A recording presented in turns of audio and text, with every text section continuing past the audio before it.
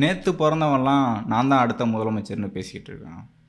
நேற்று கட்சி தொடங்கினவனா நான் தான் அடுத்த முதலமைச்சர்னு பேசிகிட்டு இருக்கிறான். அரசியலோட அடிச்சுவடி தெரியாதவரெலாம் நான் தான் முதலமைச்சர்னு பேசிகிட்டு இருக்கிறான். அவங்கள பற்றியெல்லாம் நம்ம கவலைப்பட தேவையில்லை அப்படின்ட்டு கவலைப்பட்டுக்கிட்டு இருக்காரு முத்துவேல் கருணாநிதி ஸ்டாலின், ஸ்டாலின் அவர்கள்.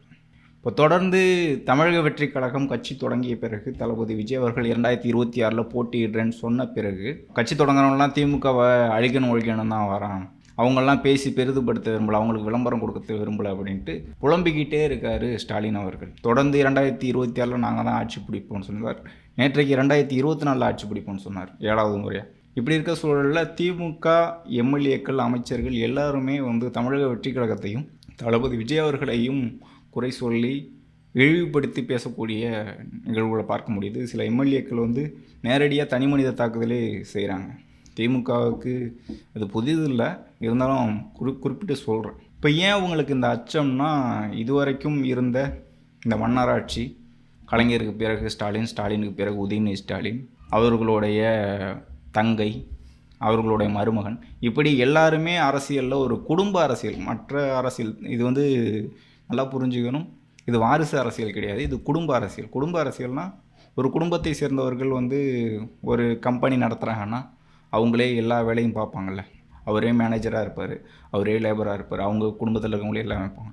அந்த மாதிரி தான் அரசியலில் ஒரு குடும்ப அரசியலை இந்தியாவில், தமிழ்நாட்டில், குறிப்பாக தமிழ்நாட்டில் கொண்டு வந்தவர் கருணாநிதி அவர்கள் அப்படின்னு சொல்லலாம். கருணாநிதி அவர்களுக்கு பிறகு ஸ்டாலின் அவர்கள் இன்றைக்கு முதலமைச்சராக இருக்காங்க. ஸ்டாலினுக்கு பிறகு உதயநிதி ஸ்டாலினுக்கு என்ன தகுதி இருக்குது அப்படின்ட்டு கேள்வி கேட்டால் பதில் சொல்ல மாட்டாங்க.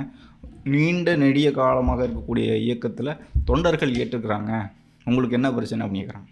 இப்போ உதயநிதி ஸ்டாலின் கட்சிக்கு வராரு, 17 கட்சிக்கு வராரு, அடுத்து இளைஞரணி ஆகிறாரு. அதன் பிறகு தேர்தலில் பரப்புரை செஞ்சதுனால அவருக்கு 2021 தேர்தலில் எம்எல்ஏவாக போட்டியிடுறதுக்கு வாய்ப்பு கொடுக்குறாங்க. அதில் வெற்றி பெற்ற பிறகு இல்லை நான் அரசியலுக்கே வரமாட்டேன்னு சொன்ன உதயநிதி ஸ்டாலின் அரசியலுக்கு வந்தார். அதன் பிறகு நான் போட்டியிடலாம் மாட்டேன், எனக்கு முன்னோடிகள்லாம் நிறைய பேர் இருக்காங்க, கட்சியில் உழைத்தவர்கள்லாம் இருக்காங்கன்னு சொன்னார். ஆனால் கட்சியில் எலெக்ஷனில் போட்டிட்டார்.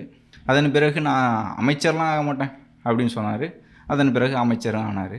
துணை முதலமைச்சர், ஐயோ துணை முதலமைச்சருக்கெலாம் தகுதி நிறைய பேருக்கு இருக்குது, நான் எனக்கு எப்படி அப்படின்னாரு. துணை முதலமைச்சர் ஆகிட்டார்.